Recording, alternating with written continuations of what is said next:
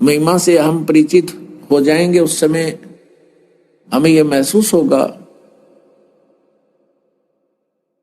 कि वो परमात्मा किस उद्देश्य से यहां आया करते थे, वो किस लिए आते हैं भगवान यहाँ पर। उनका उद्देश्य ये है कि तुम काल के जाल में फंसे हुए हो और यहां तुम्हारी दुर्गति कर रखी है इस काल ने। आपके साथ सारा जो कुछ भी किया जा रहा है छलावा है, आपको धोखे में रखा हुआ है। मनुष्य जीवन प्राप्त करके प्राणी परमात्मा पा सकता है और इस मनुष्य जीवन में इसको इतना मूर्ख बना दिया।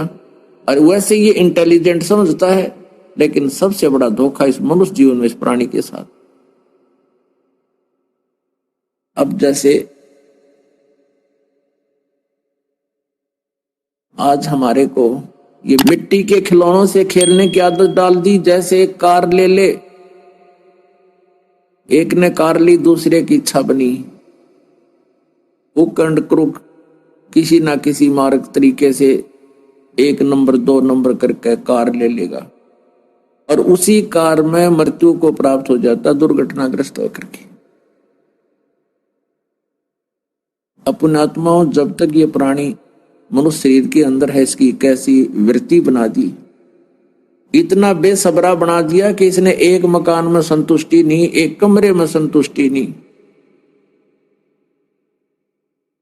और थोड़े से धन में संतुष्टि नहीं। अब किसी के पास एक प्लाट है तो उसकी यही कामना रहती है, भगवान इसमें 2 कमरे, रसोई बन जा, एक बरंडा हो जा, बाथरूम हो जा, बस मैंने इतना ही बहुत है।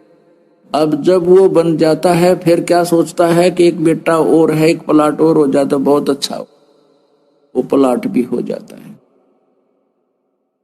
फिर सोचता है इसमें 2 कमरे और बना दूं, दूसरे बेटे की व्यवस्था भी कर दूं, कल न ये अलग अलग भी होंगे, वो भी हो जाता है। फिर सोचता है कि वहां एक प्लाट और अच्छा मिल रहा है, वहां और ले लूं, और ऐसे जोड़ जुगाड़ में इसका यो टाइम पास करवा देता है। काल के विष का मृत्यु हो जाती है और फिर वो व्यक्ति कुत्ता बनकर उन्हीं कोठी मकानों के साइड में बगल में बैठता आकर के, गली में अंदर प्रवेश नहीं कर सकता। अब ये धोखा नहीं तो और क्या है पुण्यात्मा। आज तक हमें ये ज्ञान मिला नहीं और किसी साधु संत ने वैसे औपचारिकता से ज्ञान बताने की चेष्टा भी की और हम प्रेरित भी हो गए तो उनके चिपक गए उन नकली गुरुओं के। उनके पास वो मोक्ष मार्ग नहीं था जिससे ये जन्म मरण और इस धोखे से पीछा छूट सके, तो वो काल के दूत हैं। ये जो ज्ञान और ये समाधान, ये तो पुण्यात्मा आपका ना जाने कौन से जन्म जन्मांतर के इतने पुण्य हैं जो आपको ये सहज में मिल रहा है। धन्य आपके माता पिता को जिनसे जन्म हुआ, ये सत्कर मान लेना। ये कोई बालकों का खेल नहीं है। हमारा कोई परंपरागत या कोई दादा परदादों के व्यवसाय नहीं था जो दास इस कार्य को कर रहा है। परमात्मा का आदेश है ये, और उद्देश्य यही है कि तुम सभी परमात्मा को पहचानो और चलो अपने लोक में। जैसे कल भी बताया था, कई अनाड़ी इस काल के रंग में रंगे हुए ऐसा भी ऑब्जेक्शन कर देते हैं कि यदि सभी यहां से चले गए तो पृथ्वी पर कौन रहेगा, वहां तू मर लिए पृथ्वी पर रह लिए सारी पे इकलाई। अरे ये और ग्रह धक्के खान भटक रहे हैं, ऊपर घूमते रहेंगे, यो भी एक ग्रह है पृथ्वी, वो सारे खाली पड़े, ये भी पड़ी रहेगी खाली। बता, इस बिना के 8 लग रही है तो कैद है, जेल है हमारे लिए। और जेल में कोई ये कह सभी खाली होगी जेल, सभी अच्छे आदमी हो जाएंगे और जेल से निकल जाएंगे तो जेल में कौन रहेगा? उसमें की तो और बना देंगे उसका स्मारक बढ़िया सी, बढ़िया और व्यवस्था कर लेंगे। जरूरी है उसमें वो जेल में रहना। तो पुण्यात्माओं, हम सतलोक चलेंगे और यहां जो रह रहे हैं ये बिल्कुल गंदा लोक है, ये अच्छा स्थान नहीं। कल भी आपको बताया था, हम क्या मांगते हैं?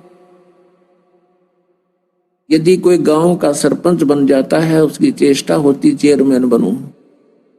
चेयरमैन बन जाता है तो सोचा ही खूब पॉपुलर हो गया तो एमएलए की टिकट ले, एमएलए भी बन जाता है।